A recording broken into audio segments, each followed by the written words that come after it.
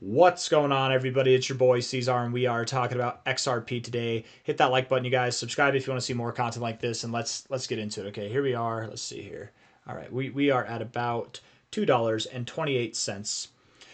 Looking like we do want to go a little bit lower, right? Lower highs galore all throughout here. You had this quick little pump and dump scheme there, but if that didn't exist, it'd basically be a nice trend down that we're having here. XRP, it just almost looks like a diamond. It really does, and it gives me hope that it could find a higher low here, right? That's kind of the expectation that we're running with. But if it does go, I want everybody to be aware. If XRP went below this low, if XRP goes below this low, it's fine. Okay, I'm not expecting that to happen. I wouldn't be surprised if it went somewhere in this range. And I'm actually kind of expecting that we actually find a higher low, not a lower low than this low. But even if we do get a lower low than this low, even if we go lower than this low, XRP is fine. Not financial advice, not a financial advisor, but that would probably be just like very keen buying opportunities. You look at the daily RSI here, we are firmly in the downtrend, still pointed downwards, rejecting the 50, coming back below the 50. It's not looking good. The ball is in the bears court right now. If we bounce off the 40, it goes back to the bulls, and we might actually get to break out of this range. So look for a bounce at the 40, but even that would call for a little bit of a lower price. We'd probably go down to about $2.20. We're at $2.28 now. That could be today. It could be by the end of today. Wouldn't surprise me if we went lower today, just with the way the RSI looks. Looking at the 4-hour time frame, yes, we're about to hit that oversold zone, or we're looking like we're breaking through the 40, probably going to get into that oversold zone. I would expect we do move down. This is not a head and shoulders pattern. If people are saying that's a head and shoulders, it's not. It looks like one, doesn't it? But it's not. From a low to a high here, yeah, no doubt in my mind. I think we'll see something around probably 220 to $2.06, something like that by the end of today. That's the expectation, if not over the coming days, right? It could happen slower, it could happen faster. It seems as though lately we do like to move down rather fast with XRP, which is a bit interesting, but it doesn't seem to dilly-dally too much. It likes to make its moves down with effort, with some oomph behind it. So being that you just moved down here, I'm kind of curious, what did you see with the volume here? Nothing crazy. Nothing too crazy. What about on Binance? What about on Binance? Nothing too crazy.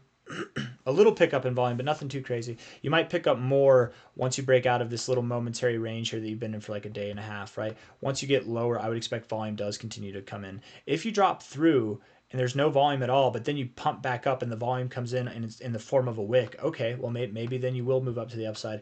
I wouldn't expect that we go higher, but let's talk about that. If you were to go higher, you'd get above $2.52. If you can close above there, then likely you will see prices around 270 to 284. If you can close above 285, there's a very real possibility that this low at $1.89 is the low and that you won't go lower. You have to close above 285 though on a daily basis at least, and probably for 2 days in a row is what I'd like to see. Give me conviction. Don't just come up and then come down the next day. Be convincing. Live up there. Make it your thing, right? Break out of this downward sloping trend. Build some volume while you're at it, right? That's what I need to see. Until then, any movement up from here is not to be it's not to be considered real, right? You can move up. You can move all the way up to $2.71, and maybe that's nice for a time, but then inevitably you come down and drop, right? I do expect that the tariffs on the 2nd of April, I do expect those tariffs to have an impact on the market, a negative impact, and I've actually concocted a theory as to this, right? It's going to be one of two things in this theory, okay? The first one, the bullish case scenario, we actually pump into the tariffs. Why is that a scenario at all that we should consider? Because we've done this now twice where we've dumped into the tariffs.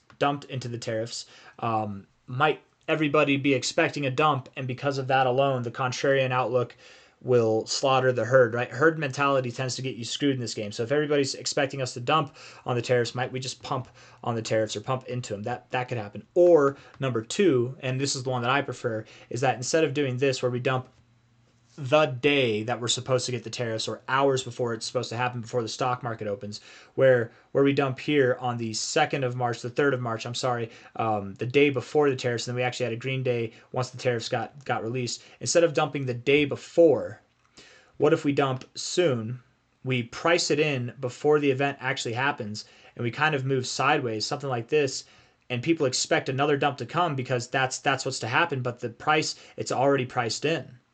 What if something like that happens and then instead we actually rip after the tariffs? Because again, whenever this happened, as far as we dumped down, we actually pumped on that day the tariffs were supposed to happen because they didn't happen.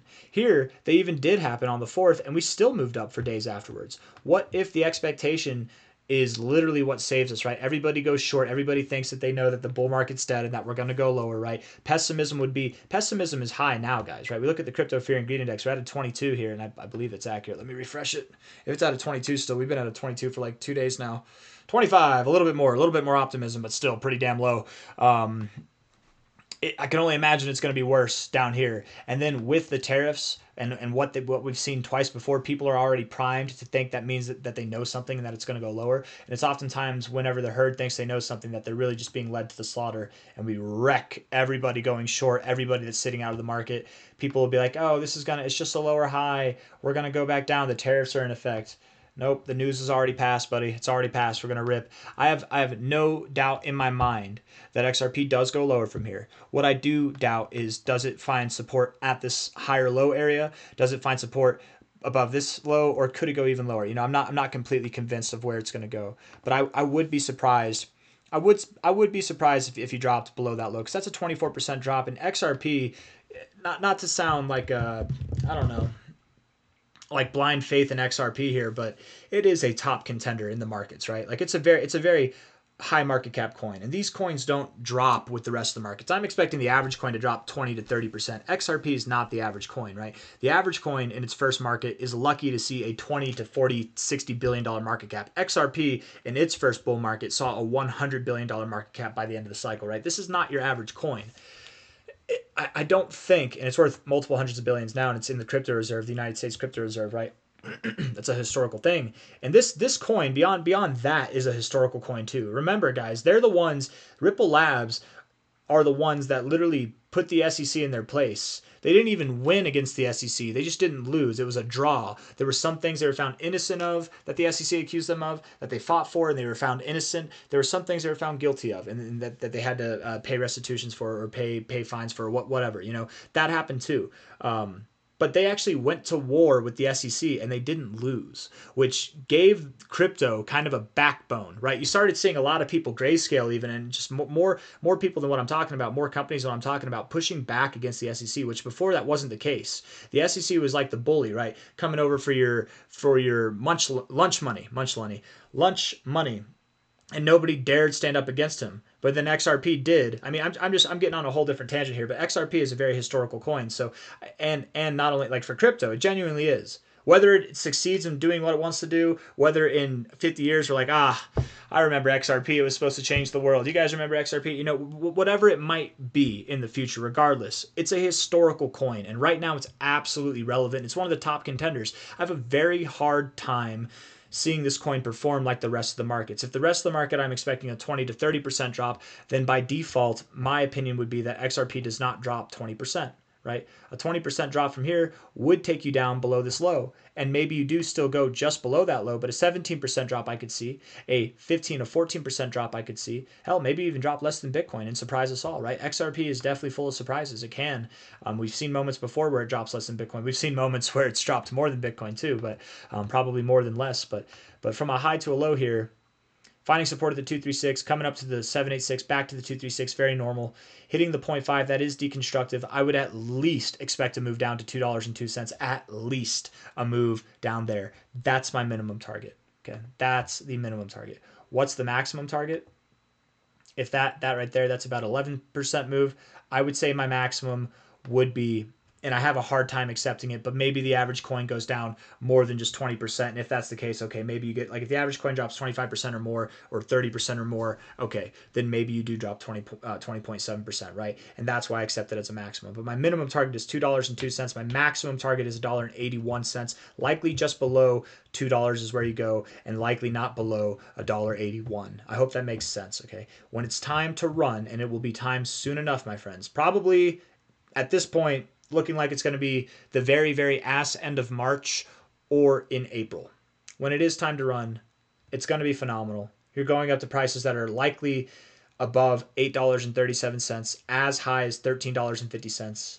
I got nothing else for you. Okay, we've gone over all those targets before. I don't want to go over them now. I just wanted to get out here and say my piece. I've got nothing else for you. Hit the like button, subscribe. Thank you all for being here. I'll see you on the next one. Take care. Bye bye.